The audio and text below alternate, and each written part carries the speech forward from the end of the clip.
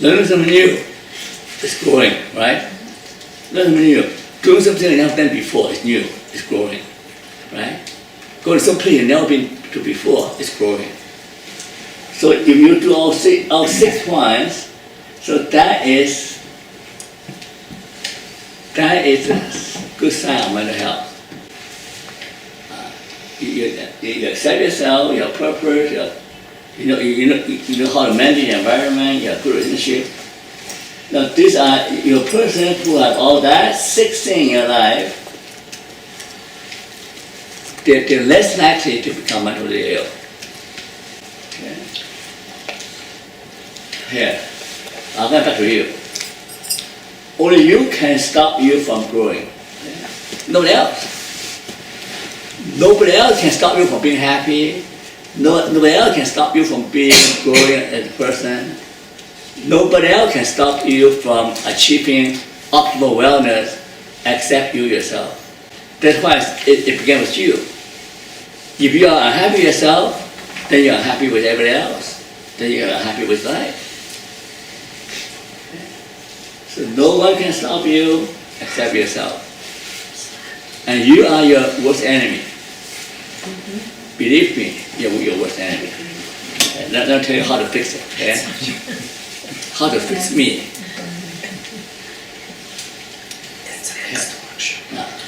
This is taking a 9 way to fix yourself. And you don't want to be your worst enemy. This is a 9 simple way to fix yourself. Number one, don't compare with anyone. The Chinese saying, 冷别人黑谁人, right? You know Chinese? Yeah. 冷别人黑谁人. That means you compare yourself with other people, you'll be so angry you kill yourself. Something like that. You can't compare other people. The other people, they're born lucky. They have win their sale. And they have things going for them. Everything going well for them. Oh, poor me, right? Yeah, poor me, right? Then you can compare yourself with other people, and now you feel bad. There are always people doing better than you are. There are always. It doesn't matter what position. When compared with other people, you feel miserable, you feel depressed. Okay? At the same time, don't worry about being accepted by other people. If they don't accept you, it's their problem, right? As long as you accept yourself, and you have enough self-esteem to know that I'm worth it. If you don't accept me, you're lost, not my loss.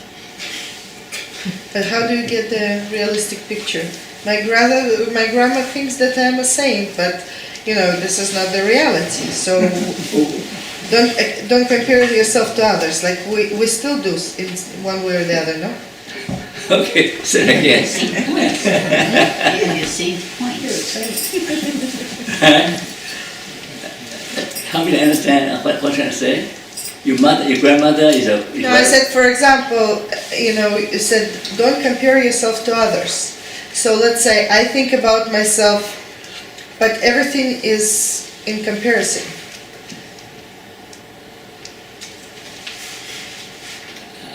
Can you...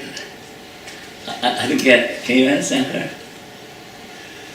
Yeah, so she's last saying like people sometimes cannot control themselves compared to other people.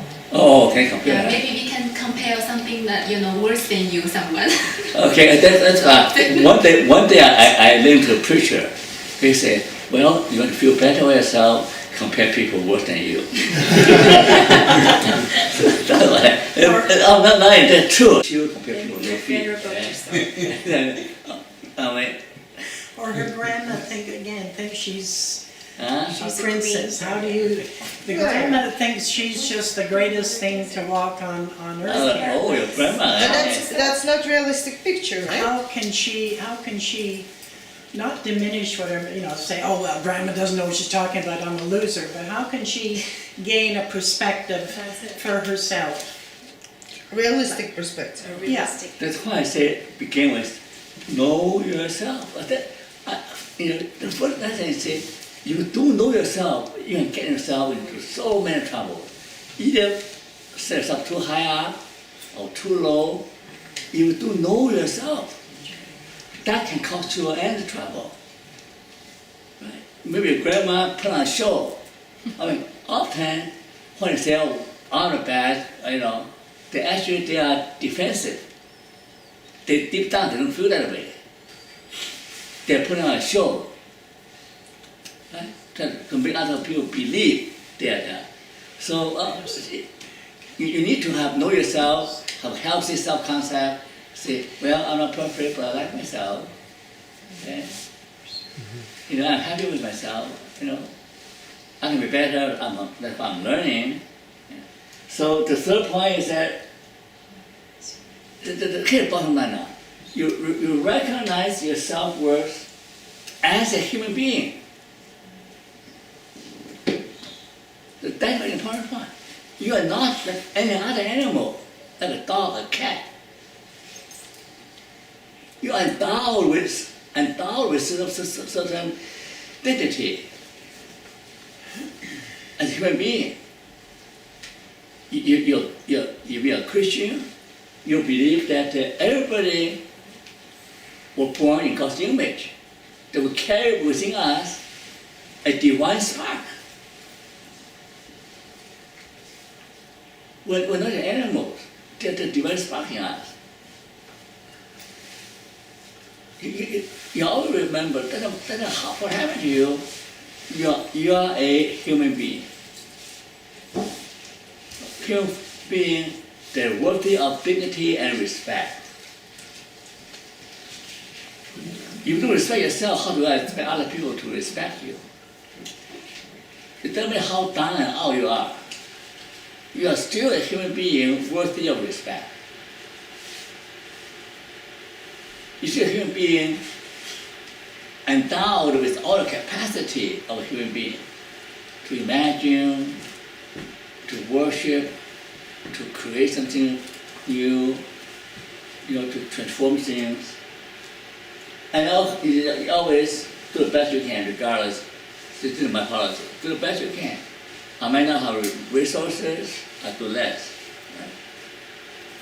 Always do something with your life. Do something. And do the best to help people with a compassionate heart. Right? And if you always do something for yourself and do something to help other people, you'll be happy. No one can stop you from doing that. And you try to enjoy every moment. Okay? And capture every meaningful moment and pursue what's your dream and rejoice in your uniqueness. No one can beat you on that. That's only one Paul Wong. You can never find that Paul Wong. I'm unique. I am unique.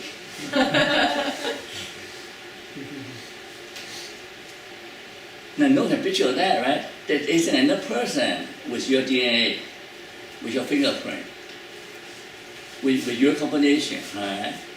So, Franco, look at Franco, emphasized a great deal about uniqueness, about singularity. You are a unique person. And all the duplicates, I told Todd, he's a very famous psychologist, I said, you can never become Paul Wong because you do not have Christ, remember? At a meeting, I was teaching. Nobody can be me, nobody can be you. And you are unique, right? So that part, your grandma's right? She can be proud of her grandma, right? She's proud of being herself because there's only one grandma like that, right? Right? She's a unique human being.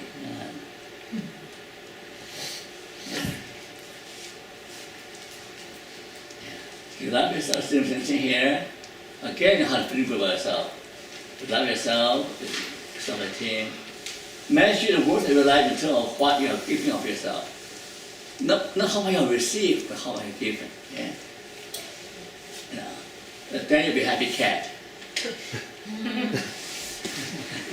All people have a cat. Then you want to be a happy cat, and it's a happy cat. Yeah? Now here we'll come to more specific. You begin with yourself, right? Remember?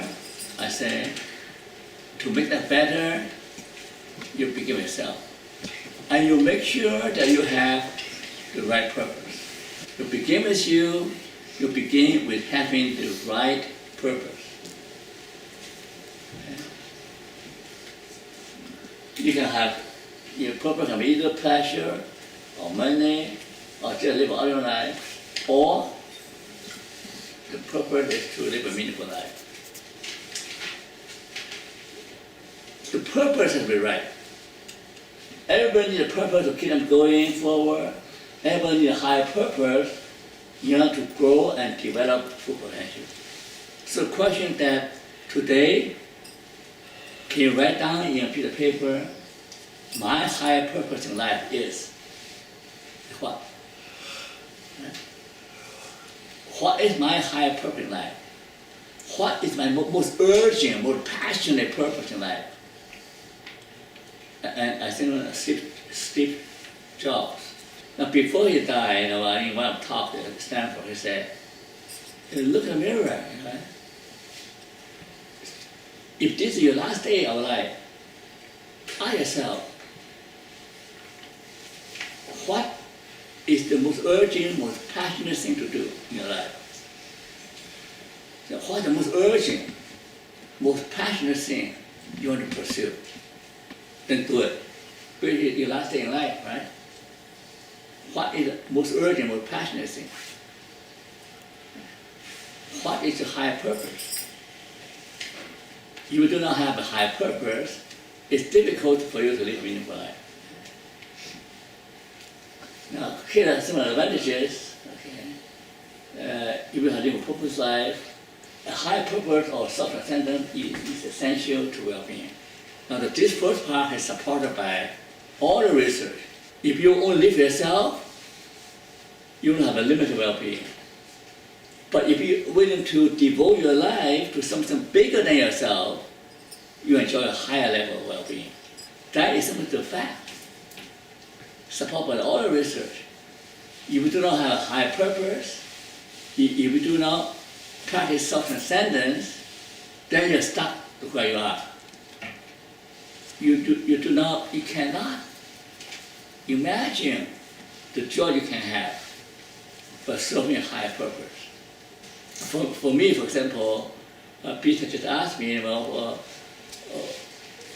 do you get out of meetup? I said, you know what? I said, I feel energized when I see a group of students, a group of people in front of me, who I give out, share with them my passion, my knowledge, and that makes me feel energized. If I'm able to give out something that can help other people live better lives, that to me is double gain, right? It's double gain. And everybody can gain something by giving. But you do not say, well, this is my purpose to gain something. But just giving out yourself unconditionally, they always come back to you. Always come back to you. Yeah. A person who doesn't give, will be a very miserable person. And also meaning protect you against adversities, meaning prevent you from the temptation. And happiness, as I said, might come through the back door if you pursue a meaningful life. So there are some advantages. And that's why I say, Frankel kept saying that he wants to wake people up to recognize their sense of responsibility. A meaningful life is a responsible life.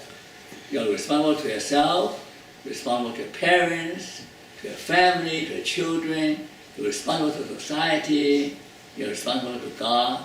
So a good life, to live a good life, is a responsible life. Now here, Frankel talks about your right to try it. Now that aggression is spelled wrong, right? Maybe you change it. That's not me. Not me, but you can change it. So basically Frankel said, 5 minutes. yeah, we'll finish it. 5 minutes. Can you read I should, I can't. the words are very small. Can't see them from here. it's aggression depression, addiction. I don't even see So him. that is a neurotic triad of aggression, depression, addiction. So Frankel is saying that if you do not have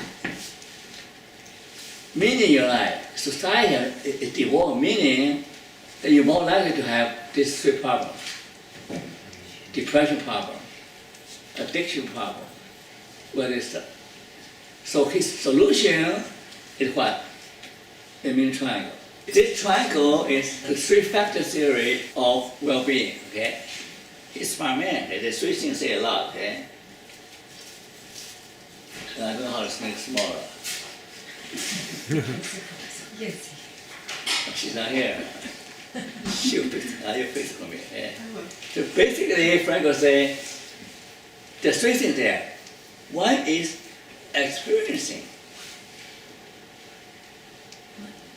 Experiencing. If you know how to experience the fullness of life,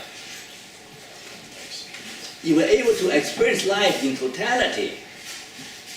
You not run away from anything. You will take in whatever life throws you. You're able to experience the full life. Then you experience the fullness of life. At a conference, Laura King is that meaning is all around you. And some say, oh, beauty is all around you. Or some say, love is all around you. Or other people say, the truth is all around you. In a way, they're not completely right because it takes special kind of eyes. It takes special lens to perceive all the good things around you. I mean, you can see everything as dark, gloomy, right? But you will see the lens with gratitude. With gratitude and with love. With curiosity. You see things with curiosity, with gratitude. And then you can see, you discover new things all around you. It is that you can experience meaning. You can experience positive emotion. You can experience more positive emotion in life if you simply be more mindful, be more open-minded, and learn how to appreciate the people around you. At work, sometimes A criticize B, B criticize C, C criticize D, everybody criticize everybody. Why can't they turn to appreciate each other? It'll make workplace a much more enjoyable, right? So this is the experiential dimension. Right? You can live a meaningful and happy life by experiencing the fullness of life. So the second one is make something with your life. Do something with your life. Everybody can do something with your life. Do your hands. Everybody have your hands. Do you have your feet? Do you have voice? Do you have brain? Anybody can do anything within that realm. So you say that create something, do something creative. Do something with what you can lay your hand on. And if you want to live fully, you can't sit there. You have to be engaged. Be engaged in doing something that create value, create beauty, create happiness. You might not be able to change situation. You always adapt yourself to do something within your constraints. Okay. So that was important. Attitude. As a matter of dignity, you can always hold a divine human spirit to suffering, to threat, to intimidation. People try to scare you, try to make you do horrible things. Frankel will say, as a matter of principle, as a matter of human dignity, you take a defiant stand, a fighting spirit. That's part of life, right? You fight against some terror, fight against some oppressor, fight against some abuser. So often, when I do counseling with an abusive woman, I say, sometimes people might not agree with me. The first thing you have to do is to don't feel guilty of being angry. Get real mad, real angry. Get real angry with the abuser. The anger gives you energy to get better. The anger gives you how dare you to mess up my life, okay? Now I take my life back, I rebuild it, okay? Define human spirit. Okay? Now this is my expanded version of six-factor theory. The first factor is basically experiential, okay? Experience positive emotion, okay? The middle section is the second factor, is the creative factor. It's doing something with yourself so you can grow. The third factor is attitude, is resilience, means doesn't matter how bad things are, you can turn around. Okay? And the bottom line is you have to engage in different sources of meaning. Okay? Those are areas that you have to focus on. They're all important for your well-being. Okay? You really have to get involved in all these areas and time out. So we already talked about the pure, right? The pure is dealing with mainly dealing with the center part, the growing part, right? Factor 2. And then we're dealing with ABCD, that's mainly dealing with the third factor, how to turn negative into positive. And then you'll be like this, you'll be happy.